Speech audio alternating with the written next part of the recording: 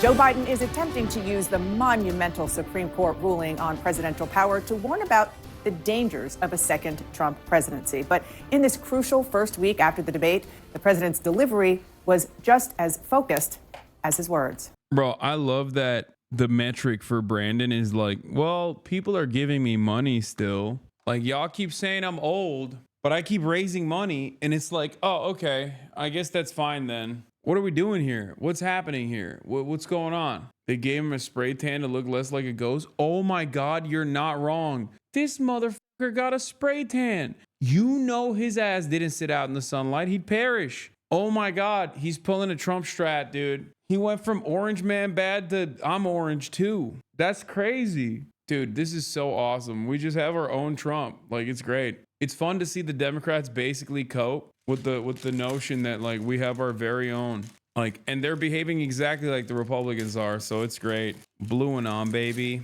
No one is above the law, not even the President of the United States. With today's Supreme Court decision on presidential immunity, that fundamentally changed for all practical purposes. Today's decision almost certainly means that there are virtually no limits on what a president can do. This is a fundamentally new principle, and it's a dangerous precedent because the power of the office will no longer be constrained by the law, even including the Supreme Court of the United States. Of course, it all comes down to what the voters think. CNN's David Chalian is here to break it down. Show us the numbers from this new poll. Yeah, this was fielded entirely after our debate, as you noted. And I think there are some data points in here that the Biden campaign will use to try and push back on some of this Democratic concern. And I think there are some data points in here that those elected officials and donors who are concerned about Biden moving forward will use to push back on the president. Take a look overall at the state of the race in our brand new poll. 49% Donald Trump, 43% Joe Biden. This is a 6-point lead, Dana. And this is unchanged.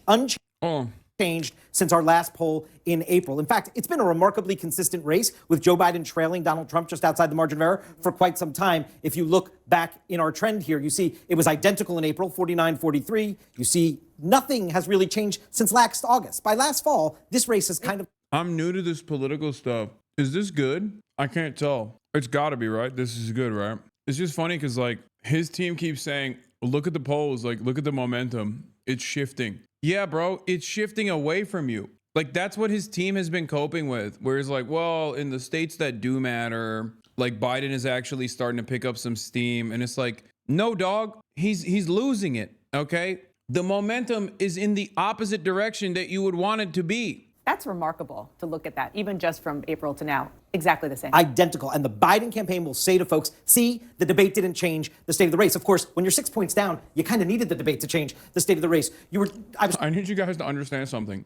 Given the way that the Electoral College works, given the way that the House of Representatives is slanted, Democrats have to be winning by 5 points to actually win the Electoral College. Okay? Not losing. Winning by like at least 3 points, but a comfortable margin of victory by 5. I don't know if you guys know this, but the most populous states are blue. So, like, across the board, like, it doesn't reflect well on the polling when you're looking at this kind of point difference between Joe Biden and Donald Trump. It's okay though. He's raising money, baby. Let's go. Wait, what?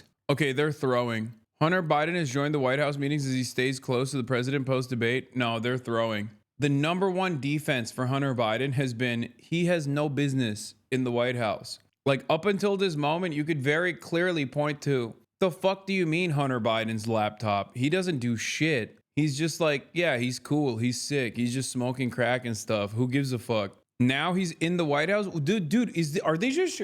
Bro, okay, I'm sorry. White nativist immigration, wanting to build a border wall, now looking suspiciously orange, bringing his fucking fail son into the White House. Is this Donald Trump? Bro, are you copying all of his worst habits? Like, what's happening? Copy the good shit. What is happening right now? He's just like, yeah, that's right. My opponent is Donald Trump. Everybody likes him. That's why I'm going to be Donald Trump myself. What's going on here? Even the White House senior aides are confused. Yeah, no shit, dude. I'd be like, what the fuck is this crackhead doing in here? It's a really bad look when your son is now officially, he's got some gun charges. He's been plastered all over the media. He's like public enemy number one. Why the fuck are you bringing him around? Optically speaking, this is an unimaginably bad move. Things are getting very weird in the Democratic Party. Remember when I told you guys this is like the most boring election cycle so far, but it has the capacity to be the most interesting one? These are like moves that are happening in that direction a little bit. About what was locked in here. So 65% of the electorate say their mind is made up. If your mind is made up in this poll, you're splitting 53% for Trump, 45% for Biden. However, 31% of voters in the poll say they are movable. Either they don't have a first choice or they're not locked in. They're willing to move off of who they're saying their choice is right now. 31% of the electorate's movable. They split more evenly. 39% for Trump, 37% for Biden. Obviously, Joe Biden needs to be working on this movable crowd of nearly a third of the electorate, whether those that don't have a choice or actually with Trump right now, but could move to improve his standing.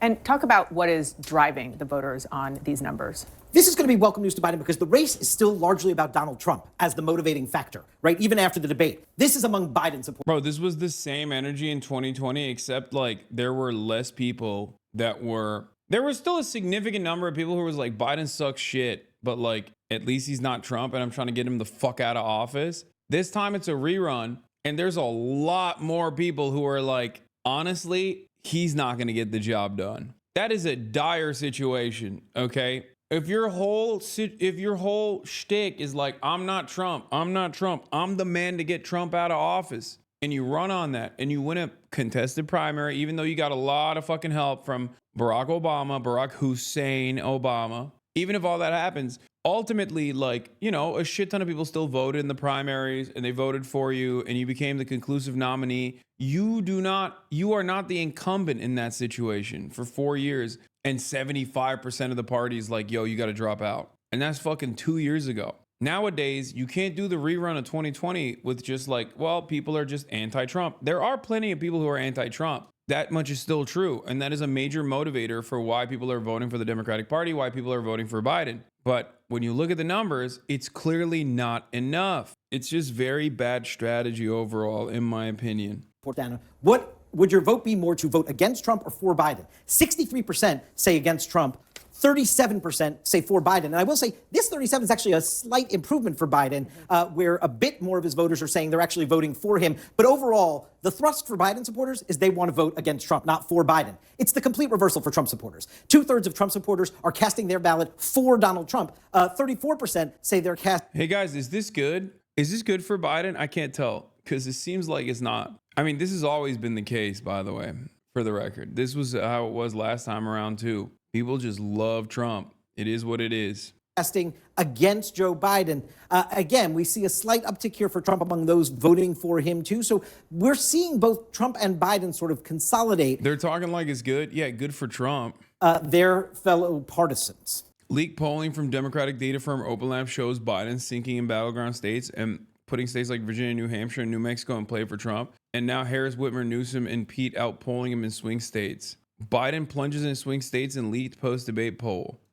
Also, for the first time, he's polling behind Kamala Harris. Oh, my Lord. Per Puck News, leaked Dem internal polling from Open Labs. Pre-debate margin, post-debate margin. Minnesota, pre-debate margin 2.4, post-debate 0.4. Margin drop 2%. Dude, he tanked. He dropped in every fucking swing state, in every key state in general. Oh my God, look at Pennsylvania. 5.1 to minus 7.3. Is this good? Guys, is this good? The funniest part about this entire process is that like Biden is not exactly this like charismatic figure. He's not like an ideological titan and therefore has automatically like people rushing to his defense to be like, no, he's got to finish his agenda. He's got to finish the job. He's not like a Chavez type. You know what I'm saying? He is, by definition, a political demon who very openly has tried to fucking hammer the center every time. When you do that, just like Macron, you are not going to have any kind of fucking serious loyalty beyond like Mika Brzezinski and Joe Scarborough. He's not a cult of personality like Donald Trump is. He's got no tangible political motivations that you can, like a broader political project that you can point to be like, no, he's got to finish the job. Even though he's like kind of unpopular, that's still our guy. We got to keep going after it. Like with Bernie Sanders, love him, hate him, doesn't matter. Like that man has a very clear agenda, right? So even if he was like tanking to a certain degree in the polls, obviously like he would still have, in a very Trump style way, a solid amount, a solid base of support. Brandon's base of support is non-existent beyond the fact that he's simply not Trump. He's running against Donald Trump. For that reason, I guess when the veil is lifted and all of a sudden the guy whose only singular aspect that people voted for him in 2020 was that he was not Trump and he was going to beat Trump, and then he beat Trump, when that falls apart, when people no longer think he can beat Trump, it's over. What have you got? You have nothing left. You literally have nothing left at that point. I don't think people understand how bad this is. So he can fucking paint himself orange and like yell at a teleprompter in every district in Pennsylvania, but that's not really going to change the outcome, because 50 million people watched that debate and billions of dollars of news commentary has occurred since then for the past week and a half. And every single piece of news that came out, even from his likely allies, has been, yeah, he's got to go. He's got to go. We can't do this. He's got to fucking go. It's so bad. Weight Watchers, that's true broadly with the electorate. But take a look at these numbers, and this is going to keep the conversation going inside the Democratic Party. Nearly 3/4 of American voters say someone else, not Joe Biden, would give Democrats their best chance if they were at the top of the ticket. Only 25% of voters say Joe Biden gives Democrats their best chance of winning in November. I'm new to this politics thing. Is this good? I can't tell. Democrats' chances better if nominee is amongst registered voters. 25% say Democrats' chances are better with Joe Biden. 75% say someone else. Normally, you'd have some annoying ass fucking liberal Democratic Party defenders in here being like, no, you're so stupid. Like, you just want Joe Biden to lose. Why the fuck do you keep criticizing him? But if you've noticed, there's like only one or two people that have actually chirped in here over the course of the past week and a half. That's how you know shit ain't sweet right now, okay? Like when you got the institution defenders not really chirping in the chat when I say like Brandon needs to fucking drop out if the Democrats want to win anything, and I'm not getting any fucking chirpers, shit, dude, that ain't good. And we tested what would it look like if Vice President Kamala Harris was in a matchup against Donald Trump and not Joe Biden. And the vice president actually does a little bit better against Trump than Joe Biden does. That's the word. Dude, that's it. It's over. This is the final draw. No, it's done. Dude, when you got charisma suck, the charisma black hole Kamala Harris polling better than Joseph Robinette Brandon, that's crazy, dude. You need to step aside. Let Mamala handle it. K-Hive, we're on the up and up. It's her turn, K-Hive. That's not good. I know. I mean, I think if there's one person, there's like two people that would still probably put this election in like contested territory. And that's Kamala Harris and Hillary Clinton. And I'm not kidding when I say the Democratic Party would probably put Hillary Clinton in that slot. I'm telling you, dude. I'm telling you. That's such a Democratic Party move to just be like, oh yeah, let's put Hillary Clinton back on the ticket. It'll work this time. People make jokes about here's how Bernie can still win, but like that's literally Hillary Clinton. She stays playing that role. Please don't manifest this. I'm sorry, it's over. I'm not saying psych. It's most likely going to happen.